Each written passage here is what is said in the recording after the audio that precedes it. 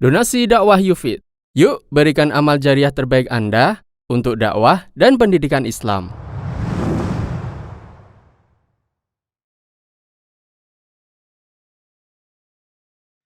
Kaum muslimin dan muslimah rahimani wa rahimakumullah. Kajian selanjutnya adalah hadis yang ke-277 dari Umdatul Ahkam karya Al-Hafidh Abdul Ghani Al-Maqdisi rahimallahu rahmatan wasi'ah. Hadis ini bagian dari bab yang baru, yaitu babus salam, bab tentang jual beli salam. Sebagaimana kita ketahui, jual beli barang secara normal haruslah barang tertentu dan diketahui barang yang diperjualbelikan. Nah, jika kita ingin jual beli barangnya tidak tertentu, ya, maka solusinya adalah dengan transaksi yang disebut transaksi salam. Nama lainnya adalah transaksi salaf. Yang di tempat kita, di antara yang tepat menggunakan skema transaksi adalah kegiatan jual beli pre-order. Ya, barangnya belum ada, barangnya tidak diketahui, namun terjadi transaksi. Ya, maka pre-order itu bisa menggunakan skema salam agar menjadi transaksi yang sah menurut syariat. Maka hadis yang ke-277 ini membicarakan tentang ketentuan dalam transaksi salaf atau transaksi salam. Dari Abdullah bin Abbas radhiyallahu anhuma, beliau mengatakan Rasulullah sallallahu alaihi wasallam tiba di kota Madinah dalam keadaan penduduk Madinah melakukan transaksi salaf atau transaksi salam untuk membeli korma. Ada yang uang di muka, lantas korma tersebut didapatkan sanatain 2 tahun setelah itu atau 3 tahun setelah pembayaran. Maka Nabi SAW memberikan ketentuan, man aslafa fi syai'in, siapa yang melakukan transaksi salaf atau transaksi salam untuk membeli sesuatu, maka hendaklah fal yuslib, maka hendaklah dia melakukan transaksi salam untuk barang yang takarannya diketahui atau timbangannya diketahui ila ajalin maklum, dan batas waktu penyerahan barang juga diketahui. Hadis ini diriwayatkan oleh Al-Bukhari dan Muslim. Ya, maka hadis ini dalil disyariatkannya transaksi salam. Transaksi salam itu membeli barang yang pada saat deal belum ada. Belum ada di tempat transaksi. Boleh jadi sudah ada di gudang, di tempatnya penjual, dan boleh jadi sama sekali belum ada di tempatnya penjual. Sebagaimana tadi kita baca, ada orang yang melakukan transaksi salaf atau transaksi salam untuk beli korma.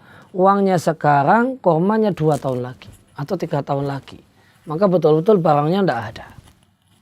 Nah, ketentuan dalam transaksi salam ini, uang pembayaran transaksi salam itu harus lunas di depan. Maka transaksi salam itu kebalikan dari transaksi tidak tunai atau transaksi kredit, atau dalam bahasa Arabnya al-bai' al-mu'ajjal, jual beli yang tertunda. Kalau jual beli tertunda itu barang duluan, nanti bayar belakangan. Kalau salam atau salaf itu kebalikannya, uang lunas duluan saat deal, saat kesepakatan, barangnya tadi bisa 2 tahun, bisa 3 tahun setelah kesepakatan. Ya, maka transaksi semacam ini, transaksi salam, maka transaksi salam atau maka skema salam di mana uang pembayaran itu cash di muka, kemudian barang datang belakangan, ini satu hal yang diperbolehkan manakala syaratnya dipenuhi.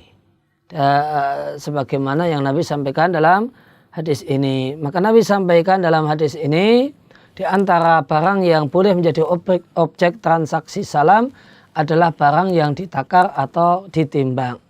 Kalau ditimbang itu sekian kilo, sekian kintal, sekian ton. Kalau ditakar itu sekian liter. Dari hadis ini sebagian ulama berpendapat bahwasanya transaksi salam hanya diperbolehkan untuk benda-benda yang ditakar atau ditimbang. Oleh karena itu, menurut pendapat ini, maka tidak boleh transaksi salam untuk jual beli mobil, untuk jual beli rumah, untuk jual beli kain, karena barang-barang ini dihitung dan tidak ditimbang ataupun ditakar. Namun ada pendapat yang kedua, dan inilah pendapat yang lebih tepat, bahasanya transaksi salam itu boleh untuk semua barang, namun yang kriterianya jelas. Ini kriterianya jelas. Ini, maka jika ada satu barang meskipun dia tidak ditakar atau tidak ditimbang, misalnya sarung, misalnya hem atau kemeja, namun jelas kualifikasinya, ini ukurannya sekian, warnanya sekian dan seterusnya, maka boleh ada transaksi salam di dalamnya. Beli handphone ya boleh, ya, yang dijual dengan cara satuan, tidak ditakar, tidak ditimbang, boleh dibeli dengan cara salam. Ini demikian pendapat yang lebih kuat dalam masalah ini. Karena tujuan syariat menetapkan takaran dan timbangan untuk meniadakan pertengkaran dan keributan di antara penjual dan pembeli. Sehingga yang sedangkan yang jadi tolak ukur itu adalah barangnya itu kriterianya jelas, kriterianya gamblang. Boleh jadi ditakar, ditimbang ataupun dihitung.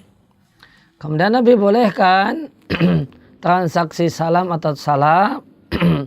Syaratnya adalah ila ajalim maklum, dengan batas waktu penyerahan barang yang jelas. Tidak boleh batas waktunya, nanti barang akan saya serahkan jika hujan turun. Padahal ini musim panas, hujan tidak turun-turun dan tidak diketahui pasti kapan turunnya hujan. Atau ya, barang akan diserahkan manakala Zaid sudah pulang dan tidak diketahui kapankah Zaid pulang. Dan berdasarkan hadis ini, mayoritas para ulama berpendapat bahwasanya salam itu hanya di salam ya, transaksi salam atau skema salam yang hakikatnya adalah jualan deskripsi, jualan kriteria, ya, itu hanya boleh untuk barang-barang yang penyerahannya itu belakangan, tidak saat ini. Sehingga kata mayoritas para ulama, kata jumhur ulama, jika skema salam dipakai untuk barang yang penyerahannya sekarang itu tidak diperbolehkan.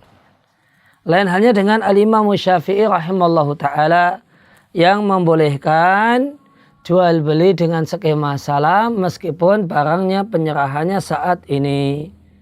Beliau beralasan, jika salam itu diperbolehkan padahal barangnya datang belakangan, maka lebih-lebih lagi diperbolehkan salam manakala barangnya sekarang. Dan dari dua pendapat ini, insya Allah pendapat yang lebih kuat adalah pendapat Al-Imam Syafi'i rahimallahu ta'ala. Dan itulah yang banyak dipraktekkan di tempat kita. Orang tidak lihat barangnya, tidak tahu barangnya, bayar cash lunas, nanti barangnya dikirim toko saat ini juga. Dan dibelilah barang tersebut dalam keadaan tidak diketahui barang mana yang akan dibeli. Maka misalnya pergi ke toko bangunan untuk beli besi. Maka konsumen datang ke pihak toko untuk mengatakan saya beli besi dengan diameter sekian senti. Tolong kirim ke rumah saya. Dan si pembeli ini tidak kemudian masuk ke gudang, besi, kemudian lihat, kemudian diameter yang dia inginkan mana, kemudian dia tunjuk saya beli besi yang ini. Tidak. Cuma datangnya ke kantor. Saya beli besi yang diameternya sekian. Berapa harganya? Sekian. Oh, ini duitnya. Saya tunggu di rumah. Dia pulang, kemudian pihak toko besi ngirim besi yang diinginkan. Maka kejadian ini namanya salam tunai, salam hal, yaitu jual beli kriteria, jual beli kriteria, uang langsung cash lunas, dan barangnya ya saat itu juga diserahkan. Nah, ini banyak dipraktekkan di masyarakat kita, dan ini satu hal yang boleh menurut al-Imam Syafi'i, meskipun itu satu hal yang tidak boleh menurut 3 imam madhab yang lain. Dan yang lebih tepat dalam masalah ini adalah apa yang jadi pendapat al-Imam Syafi'i. Kita katakan sebagaimana dikatakan oleh al-Imam Syafi'i, jika boleh transaksi salam dalam keadaan barangnya itu datang belakangan sekian hari atau sekian pekan atau sekian bulan, maka untuk barang yang sekarang ini juga dikirim, lebih-lebih lagi boleh untuk diperjualbelikan dengan skema salam. Demikian, wassalamualaikum warahmatullahi wabarakatuh wa ala alihi wasallam.